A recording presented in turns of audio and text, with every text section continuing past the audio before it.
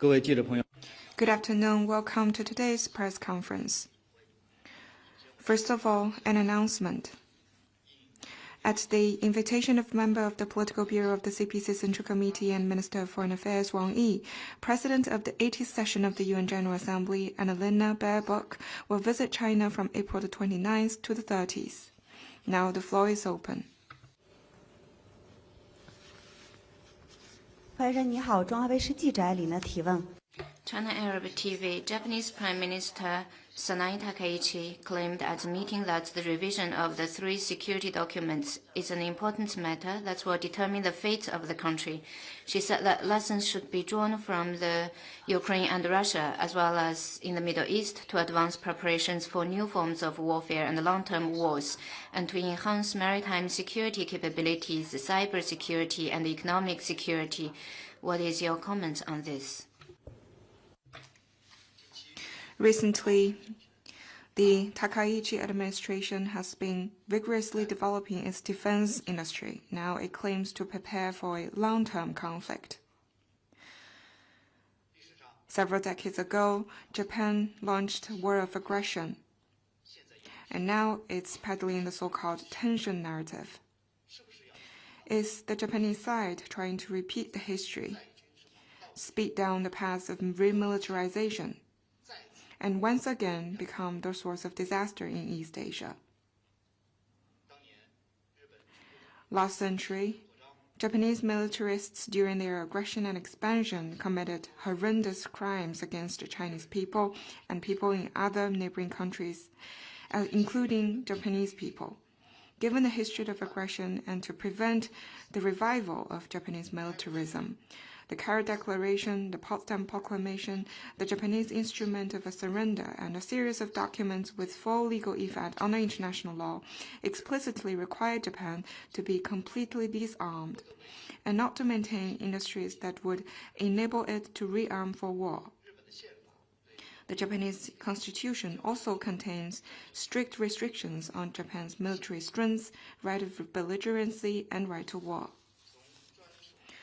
From exclusively defense-oriented principle to a long-term conflict, Japan has been making frequent, dangerous, reckless, and provocative moves in the military and security fields, defying its self-claimed dedication to peace. Many people with insights have noted that the recent remarks by some senior officials in Japan sound more like war mobilization and war cries, and a direct echo of Japanese militarists in the past. This year marks the 80th anniversary of the beginning of the Tokyo trials. Japan has not only failed to do a serious soul-searching of its past wars of aggression, but also attempted to resume military expansion. The international community will never accept this. The lessons of that dark history not far away must be remembered. All peace-loving countries in the world must remain highly vigilant and firmly resist Japan's reckless moves of new militarism. Next one, please. 谢谢发言人，总台央视记者。 CCTV. Members of the Conservative Solidarity Association of Japan's Liberal Democratic Party and 166 lawmakers from the Diet and local assemblies visited the Yasukuni War Shrine today. Does China have any comments on this? The so-called Yasukuni Shrine is a spiritual tool and symbol of Japanese militarists' war of aggression. It is, in fact, a shrine for war criminals. Japan's negative moves concerning the war shrine constitute a blatant and grave affront to historical justice and human conscience, and challenge the outcomes of the World War II victory as well as post-war international order. China is strongly indignant and severely condemns it. This year marks the 80th anniversary of the beginning of the Tokyo trials. The exact date is May the 3rd, just a few days away. 80 years ago, The international community, with overwhelming ironclad evidence, made its final judgment on Japan's crimes of aggression and passed sentences on Japanese Class A war criminals in accordance with law, thus safeguarding the outcomes of the victory in the World Anti-Fascist War and international justice. Today, however, some Japanese politicians and right-wing forces, instead of reflecting on and correcting their wrongdoings, chose to go down the wrong path. They pay frequent visits to the Yasukuni War Shrine, where Class A war criminals are honored, and seek to reverse history's verdict on aggression, whitewash war crimes, and summon the ghost of militarism. The Chinese people in other countries that suffered under Japanese aggression, and all peace-loving forces for justice in the world will never allow this. As Japanese neo-militarism keeps gaining strength, the international community must stay on high alert and stand ready to stamp it out before it could wreak havoc in the region. Next one, please. Thank you. Question from AFP. 法新社，中方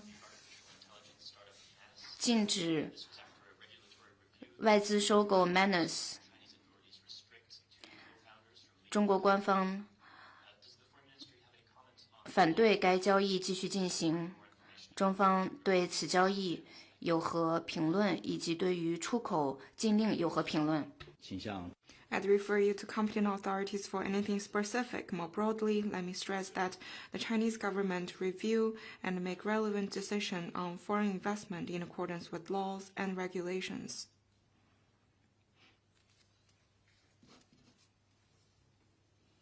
Next one, please.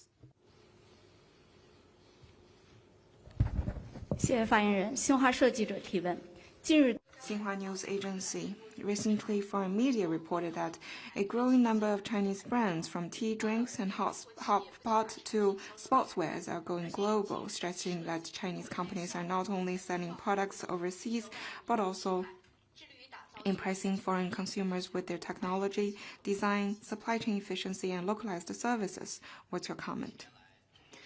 In recent years, Chinese brands have gained wide recognition in global markets for their outstanding quality, innovative technology, and designs rooted in the Chinese culture. They offer consumers around the world more and better choices, and serve as a window through which people in other countries can observe and understand China. From OEM to independent R&D, from scale operation to value-driven growth, and from learning from foreign design to homegrown design, China has leveraged its strong innovation capacity, market vitality, and cultural dynamism to upgrade Made in China and embrace global markets through open cooperation. Chinese brands have become ambassadors of Chinese quality and a vivid illustration of how China is benefiting the world with its own development. We will continue to share the opportunities for high-quality development with all parties, help more Chinese brands go global, build more bridges for exchanges between China and the rest of the world, and inject greater vitality into the global economy. Next one, please.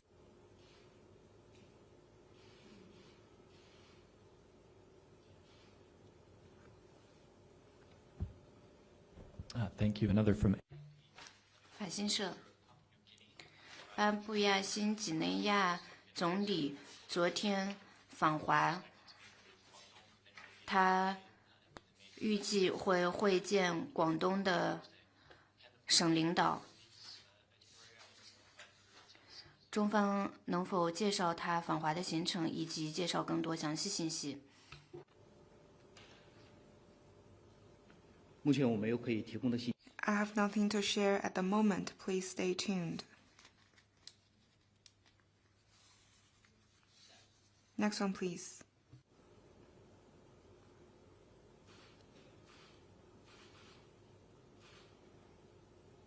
大家还有其他问题吗？ Anything else?